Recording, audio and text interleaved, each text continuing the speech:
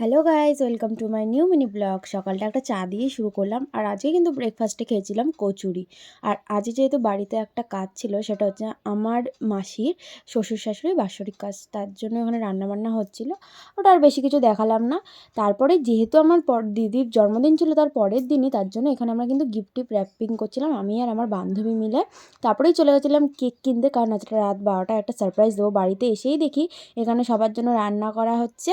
তারপরে এখানে আমি, সায়ন, ভাই সবাই মিলে একটু বসে আড্ডা মারছিলাম। তারপরে খেতে বসে গেছিলাম। খাবারে ছিল কিন্তু ভাত, ডাল, হাঁসের ডিম, সবাই মিলে এখানে বসে খাচ্ছিলাম। লাস্টে চাটনি আর পাঁপড়। আর এখানে দেখো আমি ছোট্ট করে একটু ডেকোরেশন করে নিয়েছি। কেকটা কেমন লাগছে অবশ্যই কমেন্টে জানিও। আর এখানে দিদি তো সারপ্রাইজ দেখে পুরো অবাক হয়ে গেছে।